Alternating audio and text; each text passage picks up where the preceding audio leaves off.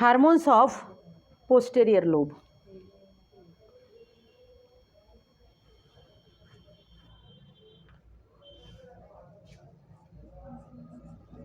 Hormones of posterior lobe. Posterior lobe जो है ना पिट्यूटरी का, दो हार्मोन रिलीज करता है. एक है anti diuretic hormone,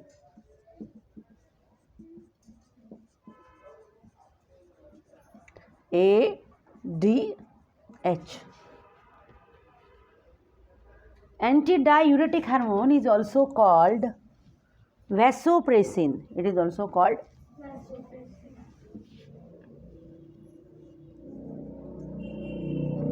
vasopressin. Second hormone of posterior lobe is oxytocin. तो जो पोस्टीरियर लोब है पिट्यूटरी का, हमें तो पता है डायग्राम. ये देखिए पिट्यूटरी का, ये पिट्यूटरी का ये पोस्टीरियर लोब है, पिट्यूटरी का ये एंटीरियर लोब है. पिट्यूटरी के एंटीरियर लोब्स के जो हार्मोन्स है वो तो हम कंप्लीट कर चुके हैं. पोस्टीरियर लोब से दो हार्मोन रिलीज होंगे बेटा. एक का नाम है ADH, दूसरा है ऑक्सीटोसिन. Oxytocin, okay. तो हम पहले ADH हार्मोन का रोल ले लेते हैं, बाद में ऑक्सीटोसिन को डिस्कस करेंगे. So let us discuss ADH, anti diuretic hormone. Okay.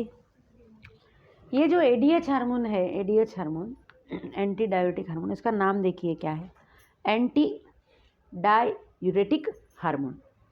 यहाँ पर हम एंटी मतलब prevention,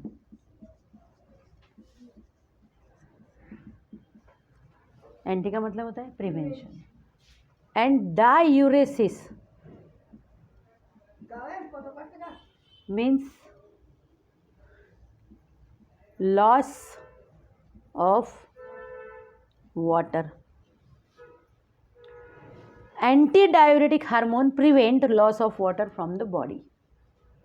Anti-diuretic hormone prevent loss of water from our body. How? That is the point. This is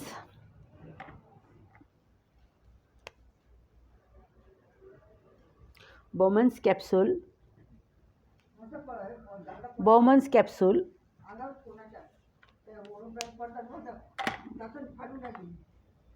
Bowman's capsule. This is afferent renal arteriole and this is efferent renal arteriole. These are two blood vessels, and inside the Bowman's capsule there is a network of blood capillaries, or that is a tuft of blood capillaries. It is called glomerulus. Okay, yes, this is glomerulus.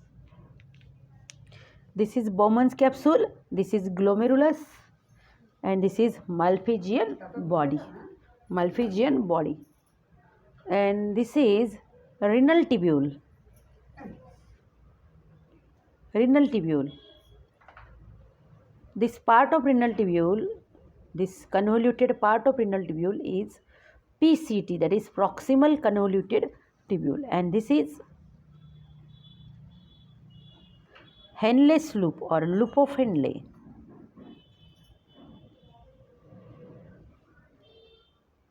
And this is posterior, that is proximal convoluted tubule, PCT. Proximal convoluted tubule, that is this is distal convoluted tubule, DCT. Label कर देते हैं. This is the diagram of nephron. Nephron की diagram है ये. Nephron, ये जो nephron है, ये नेफ्रॉन है यहाँ तक, ये है कलेक्टिंग डक्ट. यस, नेफ्रॉन जो है it is the structural and functional unit of kidney. Nephron is present in the kidney. In each kidney there are 1 million to 1.2 million nephrons are present. Nephron, ये जो मैंने ये एक convoluted ऐसी जो tubule draw की है इसी का नाम है नेफ्रॉन. नेफ्रॉन कहाँ होते हैं? नेफ्रॉन किडनी में होते हैं. एक किडनी में कितने नेफ्रॉन होते हैं? 1 million to 1.2 million, मतलब 10 lakhs to 12 lakhs. Nephron is the structural and functional unit of kidney. मतलब किडनी का स्ट्रक्चरल यूनिट भी नेफ्रॉन एंड किडनी का फंक्शनल यूनिट भी नेफ्रॉन. किडनी नेफ्रॉन से बनी है और किडनी का जो फंक्शन है formation of urine, that is filtration of blood, ये फंक्शन भी कौन परफॉर्म करता है? नेफ्रॉन. ये नेफ्रॉन के कुछ पार्ट हम यहाँ लेबल करते हैं, that is PCT, proximal convoluted tubular. ये जो है ये है Henle's loop, that is loop of Henle और हेनलेस लूप. लेकिन ये जो लास्ट वाली जो कन्वोल्यूटेड ट्यूब्यूल है, this is distal convoluted tubule means DCT. Okay, this is DCT. ये जो DCT जिसमें ओपन हो रही, this is collecting duct, common collecting duct. आपको ये वैसोप्रेसिन एंटी डायबिटिक हार्मोन का फंक्शन अभी समझ लेना है. ये जो हार्मोन है ना बेटा ADH, देखिए ADH हार्मोन का जो रोल है वो कहाँ है? ADH हार्मोन का रोल है DCT एंड कलेक्टिंग डक्ट पर. ये DCT है, यहाँ मैंने रेड से इसको मार्क किया. ये जो ADH हार्मोन है DCT के वॉल में एंड कलेक्टिंग डक्ट के वॉल में गया है. कहाँ गया ये हार्मोन? ये ब्लड स्ट्रीम के द्वारा कहाँ चला गया ये हार्मोन? DCT के, ध्यान इधर देना है, DCT के वॉल में एंड कलेक्टिंग डक्ट के वॉल में ये हार्मोन मिक्स हुआ. ये जो हार्मोन है, इस हार्मोन का फंक्शन है it stimulate DCT and collecting duct. DCT and collecting duct को हार्मोन क्या करेगा? DCT एंड कलेक्टिंग डक्ट को हार्मोन स्टिमुलेट करता है. For what? For absorption of water. For absorption of water from primary filtrate. From primary filtrate. देखिए यहाँ पर एक डायग्राम और ड्रॉ करती हूँ. दिस इज किडनी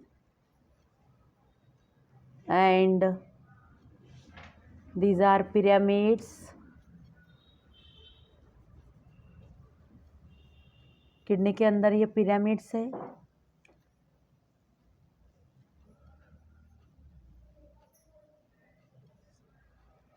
अब ये जो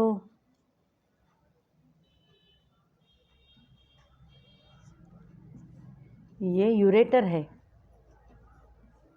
यूरेटर क्या है ये? This is ureter. और ये जो यूरेटर है, यूरेटर कहाँ ओपन होता है? यूरेटर ओपन होगा यूरिनरी ब्लैडर में. यूरेटर कहाँ ओपन होगा? यूरिनरी ब्लैडर में. दिख रहा है क्या? हाँ.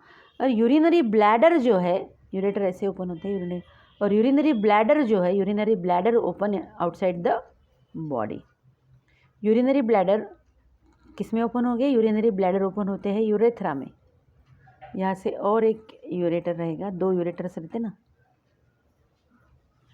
किडनी के अंदर होता है नेफ्रॉन. किडनी के अंदर क्या है? नेफ्रॉन. ये देखो ये नेफ्रॉन देखा आपको? Henle's loop. समझ में आया? नेफ्रॉन. This is glomerulus. ऐसे कितने नेफ्रॉन होते हैं किडनी में? 10 lakhs to 12 lakhs means 1 million to 1.2 millions. Okay. तो नेफ्रॉन का काम है, नेफ्रॉन में ब्लड फिल्ट्रेशन ऑफ ब्लड होता है। यहाँ से ब्लड आएगा, एफरेंट रीनल आर्टेरियोल है ना, जैसे ये हम यहाँ ड्रॉ करेंगे रीनल आर्टरी। देखिए रीनल आर्टरी है ये, this is renal artery. Renal artery की ब्रांचेस आर्टेरियोल, हमें आपको पहले ही बता दिया था, आर्टरी और ऑर्गन के अंदर जाती नहीं है, ऑर्गन तक जाती है आर्टरी, ऑर्गन के अंदर आर्टेरियोल। देखिए ये आर्टेरियोल है, आर्टेरियोल कहाँ गई, यहाँ है ना, कहाँ पर, बोमन्स कैप्सूल के अंदर। यहाँ से ब्लड, अब ये रीनल आर्टरी किसकी ब्रांच हो सकती है, एओर्टा की, डिसेंडिंग एओर्टा की। देखिए ऑक्सीजनेटेड ब्लड आया रीनल आर्टरी से, आर्टेरियोल में गया, आर्टेरियोल से कहाँ गया, यहाँ गया आर्टेरियोल से, यहाँ ब्लड, यहाँ ये इसका जो डायमीटर है, एफरंट रीनल आर्टेरियोल का डायमीटर बड़ा है, इफरंट रीनल आर्टेरियोल का डायमीटर छोटा है। ये जो एफरंट रीनल आर्टेरियोल है, जैसे ही अंदर एंटर हुई कैपिलरीज में डिवाइड हुई। ब्लड जब कैपिलरी से मूव हो रहा था तो ब्लड का जो कुछ पार्ट है फिल्टर हुआ, समझ में आया ना, that is filtration of blood. Capillaries से यहाँ तक जाने तक ब्लड कैपिलरीज से पास हुआ, उस कैपिलरीज से पास होते होते ब्लड फिल्टर हुआ। ब्लड में जो एक्सेस ऑफ वाटर है, ग्लूकोज है, समझ में आया, अमीनो एसिड्स है, सोडियम है, कैल्शियम है, इसके बाद क्लोराइड है, ये सब बाहर आ गया। इसमें ये फिल्ट्रेट है, ये क्या है, फिल्ट्रेट। अब ये जो प्रोसेस है ये फिजिकल प्रोसेस है, दिस इज सिलेक्टिव प्रोसेस नहीं, ये फिजिकल प्रोसेस है। तो जब ये इस प्रोसेस को बोलते हैं अल्ट्रा फिल्ट्रेशन। क्या बोलते हैं इसको, ultra filtration. Filtration of blood under pressure is ultra filtration. ये जो ब्लड यहाँ फिल्टर हुआ दैट इज अंडर प्रेशर।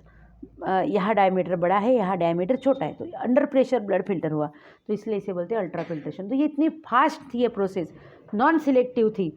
तो ये जो ब्लड फिल्टर हुआ है इस ब्लड में, ये जो फिल्ट्रेट है, इस फिल्ट्रेट को क्या बोलेंगे, प्राइमरी यूरिन या फिर डीप्रोटीनाइज प्लाज्मा। क्या बोलते हैं इसको, प्राइमरी यूरिन और डीप्रोटीनाइज प्लाज्मा, क्योंकि यहाँ पर पूरा प्लाज्मा आ गया, फिल्टर हो गया, सिर्फ इसमें प्रोटीन ही नहीं है, बाकी सब है। तो फास्ट प्रोसेस है, फिजिकल प्रोसेस है, तो एक्सेस ऑफ वाटर आ गया ना बेटा बाहर। अब ये तो कंटिन्यू प्रोसेस है ना, ये प्रोसेस कैसी है, कंटिन्यू। यहाँ से कितना जाता है ब्लड, 625 ml पर मिनट, यहाँ से निकलेगा 500 ml पर मिनट, तो कितना फिल्ट्रेट हुआ है, 125 ml पर मिनट। इतनी फास्ट प्रोसेस है। अगर ब्लड से 125 ml प्लाज्मा हर मिनट में सेपरेट होगा तो 4 मिनट में कितना सेपरेट हो जाएगा, बताइए मुझे, कैसे 600 होगा, 500 मिलीलीटर, समझ में आया। 8 मिनट में कितना सेपरेट हो जाएगा, 1 लीटर, समझ में आया ना। मतलब इसका बताने का मतलब ये है कि ऐसी अगर ये प्रोसेस है तो फास्ट ब्लड में जो भी वाटर है वो सेपरेट हो जाएगा फास्ट। इतना समझ में आया आपको। लेकिन ये जो फिल्ट्रेट है ये ऐसे घूमते घूमते जाता, पहले पीसीटी में जाएगा, पीसीटी में फिल्ट्रेट में जितना भी वाटर है 90% वाटर इसका एब्जॉर्ब हो जाएगा। इसमें जो भी यूज़फुल मटेरियल है सब यूज़फुल सब्सटेंसेस पीसीटी की वॉल एब्सॉर्ब करेगी। बाद में ये हेनलेस लूप में जाएगा, डिसेंडिंग लूप लिम या डिसेंडिंग लिम। बाद में ये कहाँ जाएगा, असेंडिंग लिम। इसके बाद जा रहा ये डीसीटी में, डिस्टल कन्वोल्यूटेड ट्यूबिल में। देखिए आखिरी लास्ट चांस है वाटर एब्सॉर्ब करने का, इसके बाद चांस है क्या, नहीं है, क्योंकि इसके बाद ये कलेक्टिंग डक्ट से यहाँ आ जाएगा और यहाँ आने के बाद यूरेटर से कहाँ जमा होगा, यूरिनरी ब्लैडर में। तो वाटर एब्सॉर्प्शन का लास्ट चांस कहाँ मिला, डिस्टल कन्वोल्यूटेड ट्यूबिल में।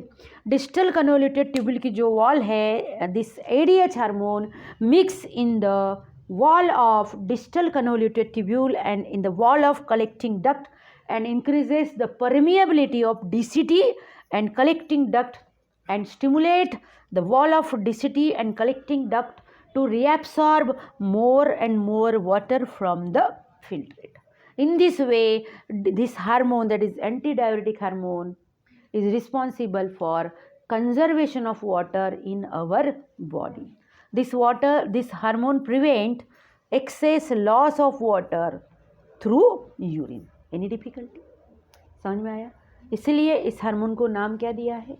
Anti diuretic. वैसोप्रेसिन नहीं, वैसोप्रेसिन अलग है, इसी हार्मोन का नाम है वैसोप्रेसिन, लेकिन इस फंक्शन से रिलेटेड ये नाम नहीं दिया गया है, ये अलग है। अभी इसी की तरफ ध्यान रखो। Anti diuretic hormone, anti diuretic hormone uresis का मतलब क्या होता है? Loss of water. Loss of water को प्रिवेंट करता है ना ये हार्मोन, इसलिए इसे बोला है एंटी डायूरेटिक हार्मोन। ये हार्मोन का अगर एक्सेस सिक्रेशन हो जाता है, मान लो एक्सेस सिक्रेशन, हाइपर सिक्रेशन, समझ में आया बेटा? एक्सेस सिक्रेशन, एक्सेस सिक्रेशन को क्या बोला जाता है? Excess secretion of ADH. समझ लीजिए, एडीएच अगर ज़्यादा सिक्रेट हो जाता है, ज़्यादा मतलब हाइपर सिक्रेशन अगर एडीएच का होगा तो क्या होगा? वाटर का एब्सॉर्प्शन, वाटर का जो एब्सॉर्प्शन है वो भी तो ज़्यादा होगा ना। वाटर जितना ज़्यादा एडीएच सिक्रेट होगा उतना ज़्यादा स्टिमुलेट करेगा डीसीटी के वॉल को, कलेक्टिंग डक्ट के वॉल को, उतना ज़्यादा वाटर फिल्ट्रेट से एब्सॉर्ब होगा। एंड क्या होगा?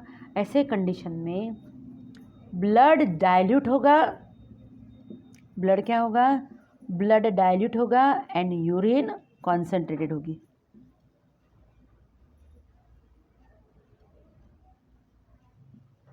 नहीं समझा क्या बेटा? अगर ये हार्मोन की क्वांटिटी ज़्यादा होती है, हार्मोन ज़्यादा सिक्रेट होता है, एडीएच एक्सेस सिक्रेट होता है, तो एक्सेस ऑफ वाटर जितना ज़्यादा, मतलब एक लिमिट से ज़्यादा वाटर रीएब्सॉर्ब हो जाएगा। तो ये जो वाटर है कहाँ जा रहा? ब्लड में जा रहा। तो ब्लड में वाटर ज़्यादा होगा तो ब्लड डाइल्यूट होगा, यूरिन में वाटर कम होगा तो यूरिन कैसी होगी? कॉन्सेंट्रेटेड होगी। इसके अपोजिट ये हो गई एक कंडीशन। दूसरी कंडीशन, इसका लेस सिक्रेशन हो जाता है एडीएच का। एडीएच का अगर लेस सिक्रेशन हो जाता है तो क्या होगा? एडीएच का लेस सिक्रेशन होगा तो वाटर का रीएब्सॉर्प्शन भी क्या होगा? कम होगा। अब इस कंडीशन में क्या हो जाएगा बताइए?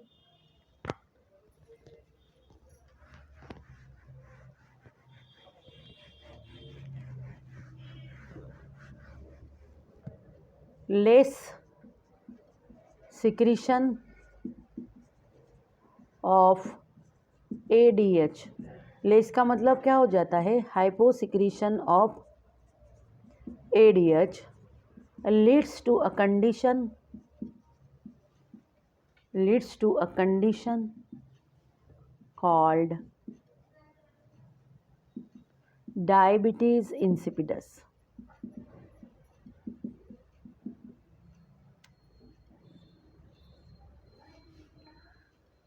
ये हार्मोन, एडीएच हार्मोन का अगर लेस सिक्रेशन हो गया तो यहाँ पर जो ब्लड है, ब्लड कॉन्सेंट्रेटेड होगा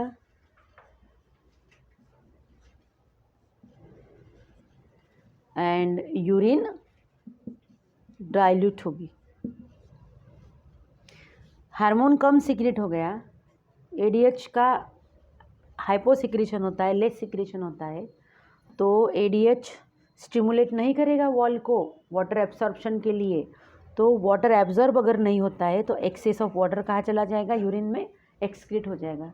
देर is excretion of lot of water और there is excretion of excess of water through the urine and this condition is called diabetes insipidus, जिसमें blood will be concentrated and urine will be dilute.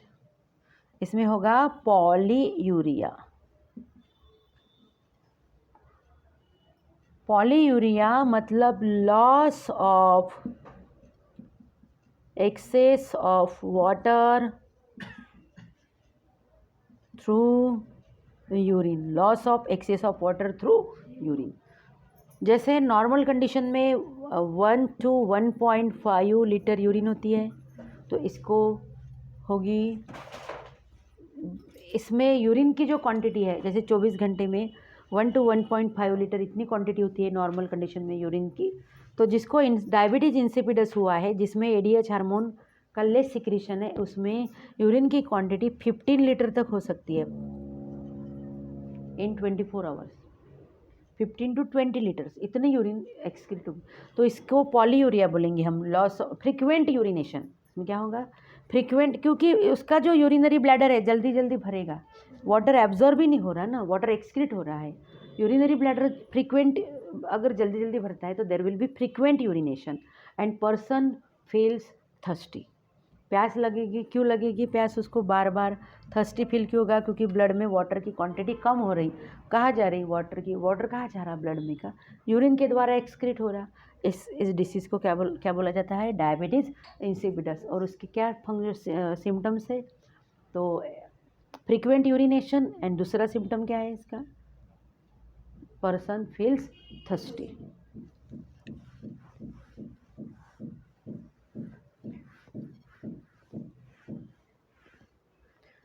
ADH hormone का दूसरा नाम है vasopressin. अब इसे vasopressin ऐसा क्यों बोला जाता है, जरा देखिए।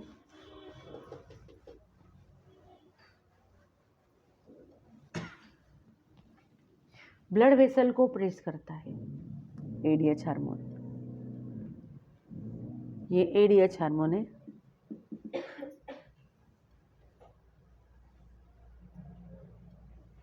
एडीएच हार्मोन का जो कंट्रोलिंग सेंटर है वो हाइपोथैलेमस में है। ऑस्मो रेगुलेटरी सेंटर कहाँ है? हाइपोथैलेमस में। तो वो जो सेंटर है वही एडीएच के सिक्रीशन को कंट्रोल करेगा। कौन कंट्रोल करेगा एडीएच के सिक्रीशन को? हाइपोथैलेमस। समझ में आया ना? ये जो ब्लड वेसल है, ब्लड वेसल समझ लो ये नॉर्मल ब्लड वेसल है अपनी हमारी। ब्लड वेसल से क्या फ्लो होता है? Blood. ADH is called vasopressin because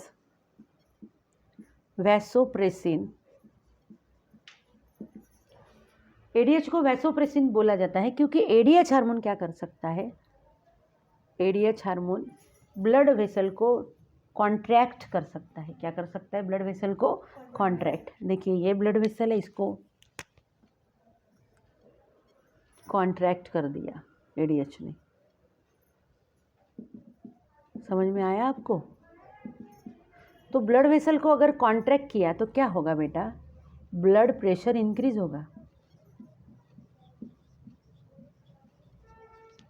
blood pressure increase होगा। इसलिए इस हार्मोन को वैसोप्रेसिन बोलते हैं। वेसल को प्रेस करता है, कंप्रेस करता है, मतलब कॉन्ट्रैक्ट करता है, इसलिए वैसोप्रेसिन। किस लिए? ब्लड प्रेशर इंक्रीज करने के लिए। किस कंडीशन में? अगर ब्लड प्रेशर लो होता है तो ये हार्मोन क्या कर सकता है? ब्लड प्रेशर को इंक्रीज कर सकता है। समझ में आया बेटा? लेकिन स्किन में जो ब्लड वेसल्स है, अगर स्किन की जो ब्लड वेसल्स है, स्किन के ब्लड वेसल्स को एडीएच ने कॉन्ट्रैक्ट कर दिया तो स्वेट का सिक्रीशन क्या हो जाता है? कम हो जाता है। स्वेट का सिक्रीशन स्टॉप भी हो सकता है। समझ में आया बेटा? यहाँ पर हमने एडीएच भी कंप्लीट किया।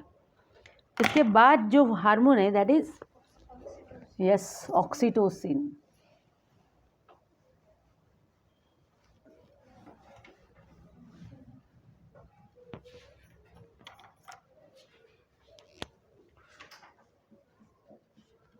ऑक्सीटोसिन, ऑक्सीटोसिन का काम है ये uterus, this is uterus,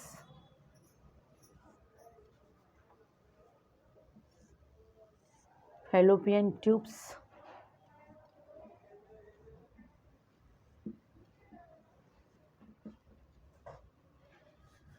this part is cervix,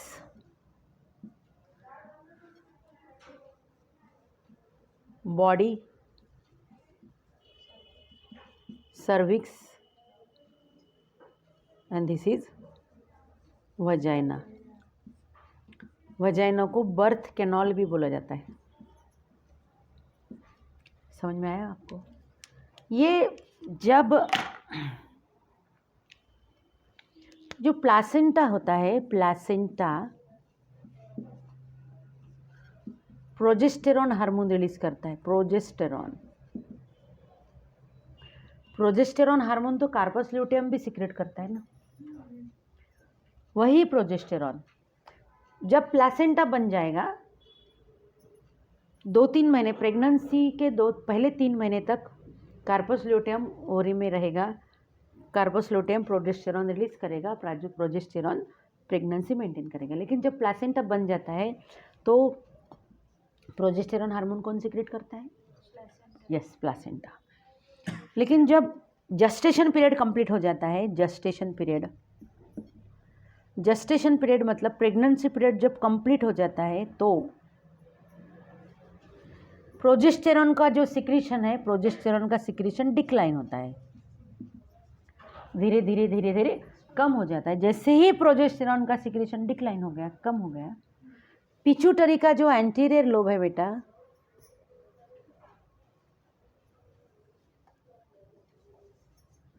pituitary का जो एंटीरियर लोब है, पिट्यूटरी के एंटीरियर लोब ने कौन सा हार्मोन सिक्रेट करना स्टार्ट कर दिया? Oxytocin. This is pregnant uterus. ये यूटरस जो है ये प्रेग्नेंट वुमन का यूटरस है। इसमें ये देखिए, इसमें फीटस है, दिस इज फीटस, ये this is foetus. Okay, they